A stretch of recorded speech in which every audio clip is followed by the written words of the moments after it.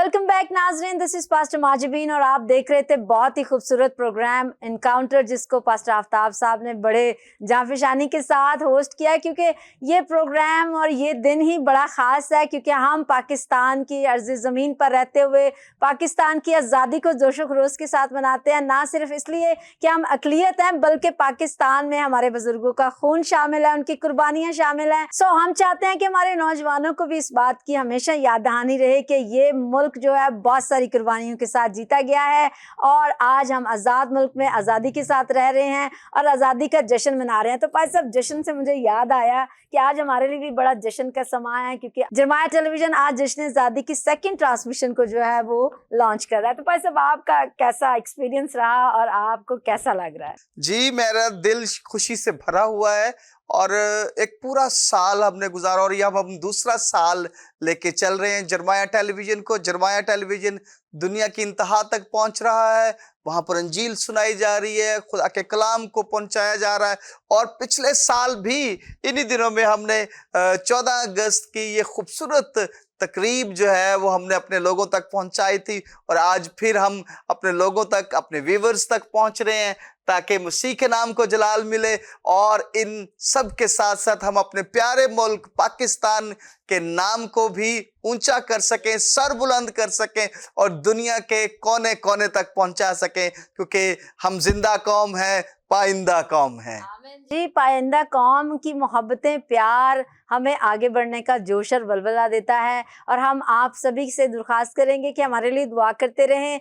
तमाम सपोर्टर्स के लिए भी हम खुदावंद की शुक्रगुजारी करते हैं जो जरमाया टेलीविजन को प्यार देते हैं और मोहब्बत देते हैं, और हम इसी तरह से बहुत ही खूबसूरत प्रोग्राम आने वाले फ्यूचर में भी आपके साथ लेकर आ रहे हैं। उम्मीद करते हैं आप उनको भी बहुत प्यार देंगे। तो भाई साहब, आगे बढ़ते हैं। मैं इससे पहले कि आगे बढ़ूँ, एक खूबसूरत शेर कहना चाहूँगी कि सितारों से आगे जहाँ और भी हैं, अभी इश्क के इम्तिहान और भी हैं, तो आगे हमारे पास गेस्ट भी और मौजूद हैं। मैं चाहूँगी कि आप उनका तारुफ करवाइए। जबरदस्त नामवर एडवोकेट मौजूद है और हमारे बड़े प्यारे भाई हैं जिनका तारुफ करवाना मेरे लिए बड़ी इज्जत की बात है। और हमारे साथ मौजूद है रियाज अंजुम उठवाल एडवोकेट साहब।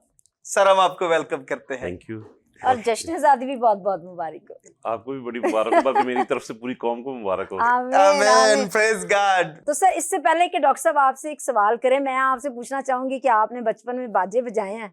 हाँ जी, वो तो बचपन में, अब जब बच्चे आज़ादी मनाते हैं और जब हम भी आज़ादी मनाते थे तो फिर ज़ाहिर बाजे तो बजाते थे और वो हेलीकॉप्टर से जब फिर शोर और दौड़ना और बच्चों के साथ और पटाखे भी सर, ये तो बचपन की यादें हैं। ये हाँ, तो मैं चाहती हूँ कि आज, इससे पहले कि आप बड़ी संजीदगी के साथ बातें करें, अपने बचपन की कोई बड़ी अच्छी सी बात बताएं कि आप जश्न आज़ादी आपने मनाई और आपको बड़ा मज़ा आया। मैं बताता हूँ कि हमारे असल में ना, जब गांव में हम रहते थे, हमारे गांव का नाम है बुड्ढा गराया, तो वहाँ पे बड़े जोशो खरोश से जश्न आज़ादी मनाई जाती थी, और इवन हम स्कूल में भी मनाते थे।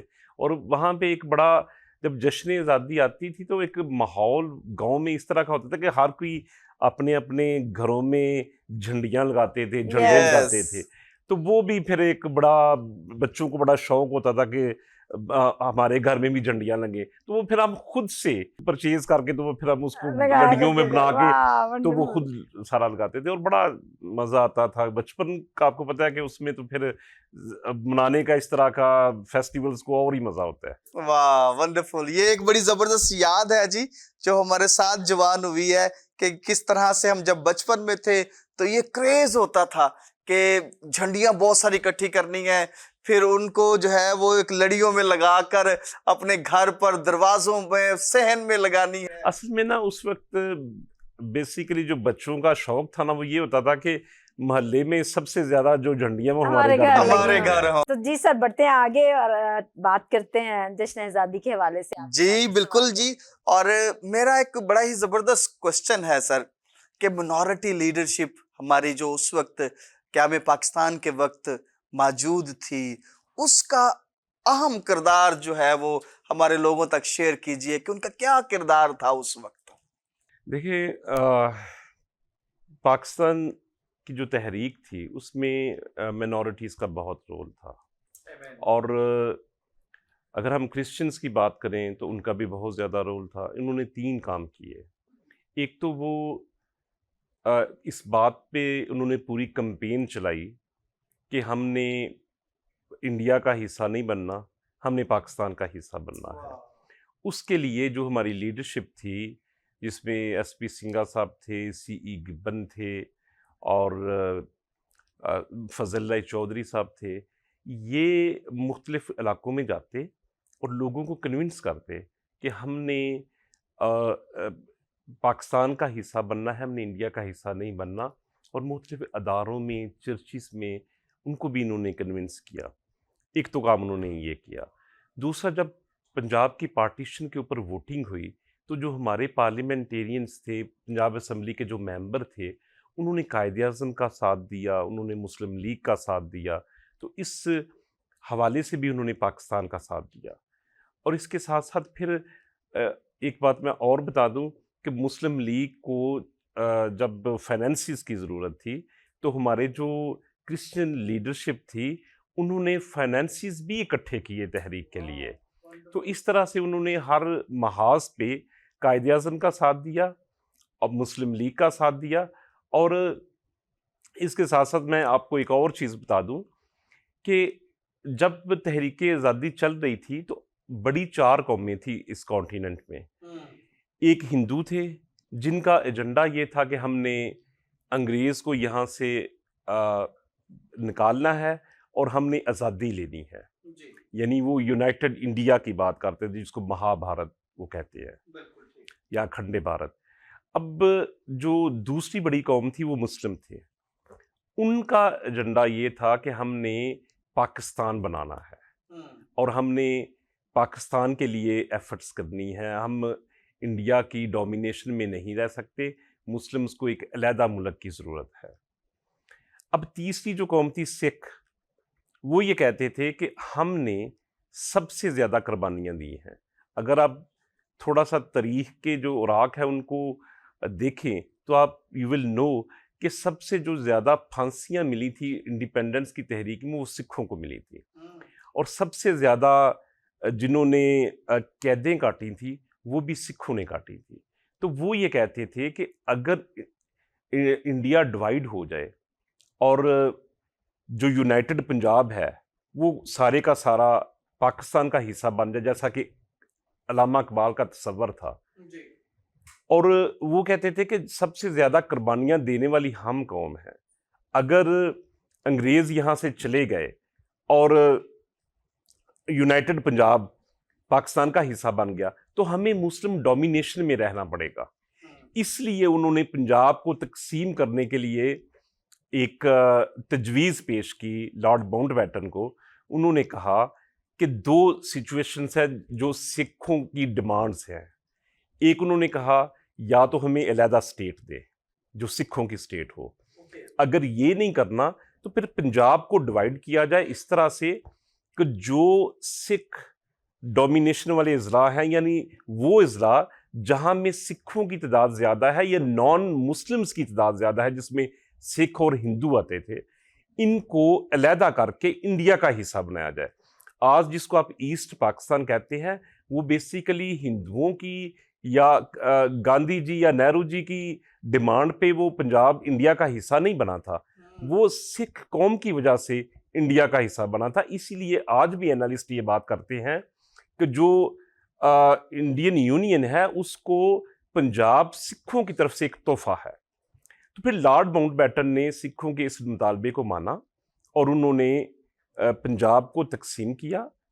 جو 3 جون 1947 کا منصوبہ اکثر آپ نے مطالعہ پاکستان میں سنا ہوگا، وہ بیسیکلی ایک بل تھا جو ہاؤس آف کامن سے برطانوی پارلیمنٹ سے منظور ہوا تھا، اور اس بل کے تحت پنجاب کو پھر، یعنی بل مینز قانون کے تحت پنجاب کو پھر تقسیم کیا گیا تھا، اور وہ پھر 17 اضلاع اس پنجاب کا حصہ بنے اور 13 جو اضلاع تھے وہ پھر ایسٹ پنجاب وہ انڈیا کا حصہ، چردہ پنجاب جس کو انڈیا کا کہتے حصہ ہیں۔ ہاں بنے۔ جی۔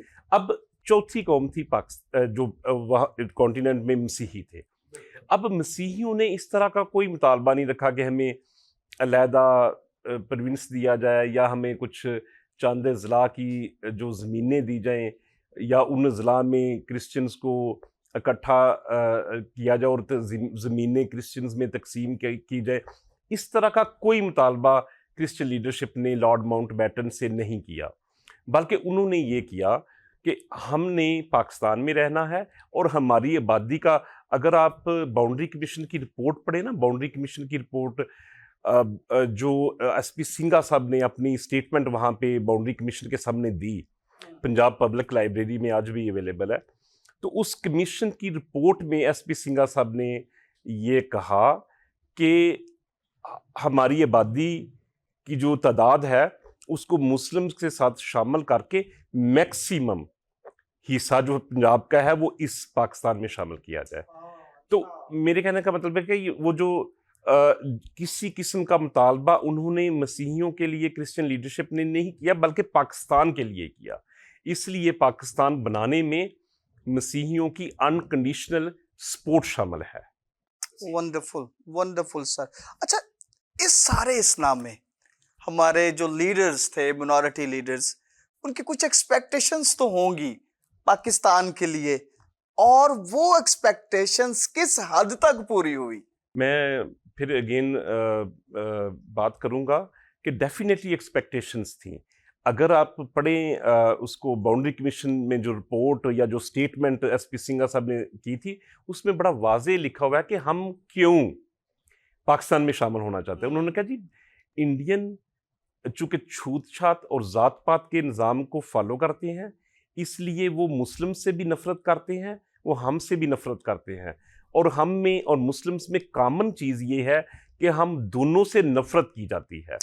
जब हम पाकिस्तान में शामिल होंगे तो हमें विद ओपन आर्म्स कबूल किया जाएगा और हमें प्यार मोहब्बत मिलेगा। एक तो उनकी ये एक्सपेक्टेशन थी। दूसरी उन्होंने ये बात की कि यहाँ पे जो हमारे जीसस क्राइस्ट हैं, उनको चूंकि ये भी एक हमें एक इब्राहिमिक रिलीजन मानते हैं, तो इसलिए ये भी जीसस क्राइस्ट की उतनी ही रिस्पेक्ट करेंगे जितनी हम करेंगे। बल्कि उन्होंने ये तक कहा कि अगर कोई जीसस के बारे में कोई डेरोगेटरी रिमार्क्स पास करेगा तो मसीहियों से पहले मुस्लिम उनको दबोच लेंगे। ये this were the exact words जो वहां पे बाउंड्री कमीशन की स्टेटमेंट में एसपी सिंघा साहब ने। तो फिर उनकी इसके अलावा भी एक्सपेक्टेशन थी जिनका जिक्र उन्होंने फिर पंजाब असेंबली में तकरीर करते हुए किया, वो ये थी कि जब पाकिस्तान बन जाएगा, तो उन्होंने कंडीशन नहीं रखी, कोई एक्सपेक्टेशन रखी कि जब पाकिस्तान बन जाएगा तो फिर जो लैंड्स हैं, वो जमीनें जो हैं, वो फिर मसीहियों में तकसीम की जाएंगी।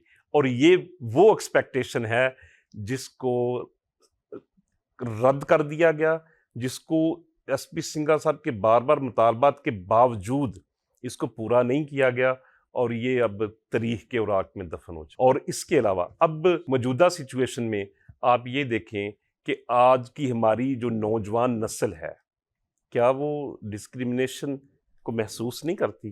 क्या वो ये समझते नहीं है कि यहाँ पे इक्वालिटी उस तरह से नहीं है जिस तरह से होनी चाहिए थी? जो हमारी क्रिश्चियन लीडरशिप थी, उन्होंने एक्सपेक्ट किया था कि पाकिस्तान सबके लिए इक्वल होगा, और कायदे-ए-आज़म ने उनसे वादा भी किया था, और कायदे-ए-आज़म ने इसका इजहार 11 अगस्त 1947 की तकरीर में किया, जो उन्होंने कॉन्स्टिट्यूएंट असेंबली के सामने की थी।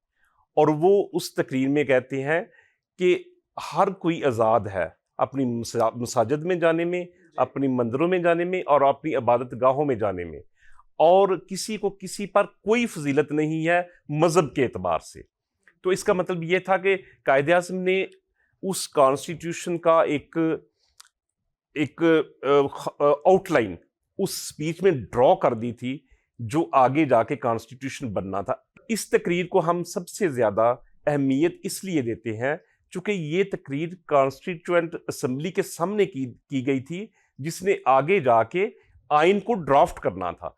इसलिए ये तकरीर सबसे अहम है, और हम समझते हैं कि इक्वालिटी अब उस तरह से नहीं है जिस तरह से होनी चाहिए। जबरदस्त जी, आप बड़ा ज़बरदस्त तरीके के साथ सारी बातों को बयान कर रहे हैं। एक और छोटा सा क्वेश्चन, बीइंग अ लॉयर, آپ کیا سمجھتے ہیں کہ آج پاکستان میں قانونی اور آئینی کیا چیلنجز آپ کو فیس کرنے پڑ رہے ہیں؟ دیکھیں جی، میں بینگ لائر سب سے پہلی تو دیکھیں بات یہ کروں گا کہ جو فنڈامنٹل رائٹس ہوتے ہیں وہ ہر ایک کے ایکول ہونے چاہیے. جب شہری جو ہیں وہ برابر کے، کانسٹیٹیوشن ہمارا کہتا ہے کہ ہم تمام شہری برابر کے شہری ہیں. اب جہاں پہ ایکویلٹی ہوگی وہاں پہ پھر ڈسکریمنیشن نہیں ہوگا، لیکن یہاں پہ مذہب کی بنیاد پر امتیازی قوانین موجود ہیں. ہم سمجھتے ہیں کہ ایک تو ان میں ترامیم ہونی چاہیے تاکہ کسی کو پرسنل وینڈیٹا کے لیے ان کا مس یوز نہ کوئی کرنے پائے، اور اس کا مس یوز جو ہے ان قوانین کا بند ہونا چاہیے. پھر کانسٹیٹیوشن میں کچھ آرٹیکلز ایسے ہیں جیسے 2 ہے، 2A ہے، پھر پریزیڈنٹ اور پرائم منسٹر کے لیے جو قدغن لگائی گئی ہے کہ اس کے لیے ایک مسلم ہونا ضروری ہے، وہ چیزیں بھی جو ڈسکریمنیٹری آرٹیکلز ہیں ان کو بھی ختم ہونا چاہیے. واو ونڈرفل. یعنی آپ کا کہنا یہ ہے کہ آپ چاہتے ہیں کہ اگر ہم برابر کے شہری ہیں تو پھر ہمارے حق بھی برابر ہونے چاہیے، اور اگر ہم ایز کرسچن ہمیں یہ کہہ دیا، منورٹی کا ممبر یہ کہہ دیا جائے کہ کیونکہ آپ منورٹی سے تعلق رکھتے ہیں اس لیے آپ پریزیڈنٹ یا پرائم منسٹر نہیں بن سکتے، تو یہ ڈسکریمنیشن ہے. یہ بالکل ڈسکریمنیشن ہے. اور ہمارے جو کرسچن لیڈرشپ جنہوں نے قربانیاں دی اور قائد اعظم کے وعدوں کے اوپر اعتبار کیا، یہ ان کی ایکسپیکٹیشنز کے بالکل انگیسٹ ہے. اور ایس پی سنگھا کی بات وہ مجھے یاد ہے جس میں انہوں نے یہ کہا، سینے پہ گولی کھائیں گے پاکستان بنائیں گے. یہ ایکچوئل پرسب بڑی امپورٹنٹ بات ہے، اور یہ واقعہ ہوا تھا پنجاب اسمبلی کی سیڑھیوں کے سامنے. وہاں پہ ماسٹر تارا سنگھ گزر رہے تھے اور انہوں نے مسلم جو لیجسلیٹو پنجاب لیجسلیٹو اسمبلی تھے ان کے ممبر بھی موجود تھے، اور وہاں پہ جو کرسچن ممبر تھے وہ بھی موجود تھے. تو وہاں پہ ماسٹر تارا سنگھ نے نعرہ لگایا تھا جو مانگے گا پاکستان اس کو ملے گا قبرستان. تو اس کے جواب میں پھر یہ نعرہ لگایا تھا ایس پی سنگھا صاحب نے، بالکل سینے پہ گولی کھائیں گے پاکستان بنائیں گے. تو اس کا جواب نوٹیبل جو چیز ہے اس کا جواب کسی مسلم ممبر پنجاب اسمبلی کے ممبر نے نہیں دیا تھا، ایک کرسچن نے دیا تھا. واہ. اور مطلب اس طرح سے اور اس لیول پہ مطلب ہمارے جو اس وقت کے لیڈرز تھے اور ان کی وفاداریاں قائد اعظم کے ساتھ، پاکستان کے ساتھ جڑی ہوئی تھی، کیونکہ وہ اپنی قوم کو ایک الگ لیول پر دیکھنا چاہتے تھے جہاں پر ڈسکریمنیشن نہ ہو، جہاں پر تضاد نہ ہو، جہاں پر کوئی تعصب نہ ہو. اور ہماری قوم مطلب چونکہ دونوں ہی خدا کو ماننے والی قومیں ہیں تو اس لیے ایک ہی جگہ پر رہ کر یہ ایک دوسرے کے لیے بڑی عزت اور تکریم اور خوشحالی کا باعث بنیں گی. سر تھینک یو ویری مچ آج کی ساری گفتگو کے لیے، اور بہت کچھ سیکھا، میں نے بہت کچھ سیکھا، اور میں یقین رکھتا ہوں اور ہمارے ناظرین نے بھی ایڈوکیٹ صاحب سے بہت کچھ سیکھا ہوگا، ساری ہسٹری کے بارے میں بھی، قوانین کے بارے میں بھی. تو میں ایمان رکھتا ہوں کہ آپ ان کو اپنے ذہن میں بھی رکھیں گے، اور میری گورنمنٹ سے بھی گزارش ہے کہ جو ڈسکریمنیشنز ہیں اس پر غور کیا جائے. ہم اور سارے مل کر، ہم آپ کے بھائی ہیں اور ہم بھی چاہتے ہیں کہ ہم بھی پاکستان میں اسی طرح سے کنٹریبیوشن کریں، اسی طرح سے سارا کچھ کر سکیں جس کا ہم حق رکھتے ہیں. جی thank you very much once again sir for being here. اور ہم ضرور پوچھیں گے کہ آج آپ کو یہاں آ کر کیسا لگا؟ مجھے یہاں پہ آ کے بہت اچھا لگا، اور سب سے پہلے تو میں آپ کو شکریہ بھی کہنا چاہوں گا، جو کہ میں اس فرسٹ ٹائم میں جرمایہ ٹی وی پہ آیا ہوں. جرمایہ ٹی وی کی پوری ٹیم کا، آپ کا، پادری صاحب کا میں بہت شکر گزار ہوں، اور بڑا اچھا ماشاء اللہ سے آپ نے اس جشن آزادی کو سیلیبریٹ کرنے کے لیے یہ سیٹ لگایا ہے، اور خدا آپ کو اور بلیس کرے. آمین جی آمین. تھینک یو ویری مچ سر.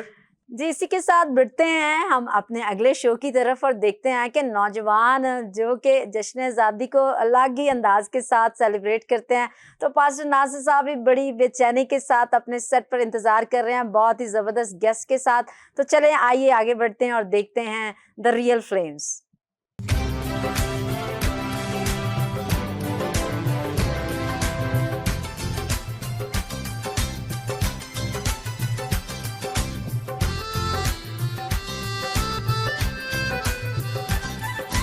میرا پاکستان ہے، یہ میرا पाकिस्तान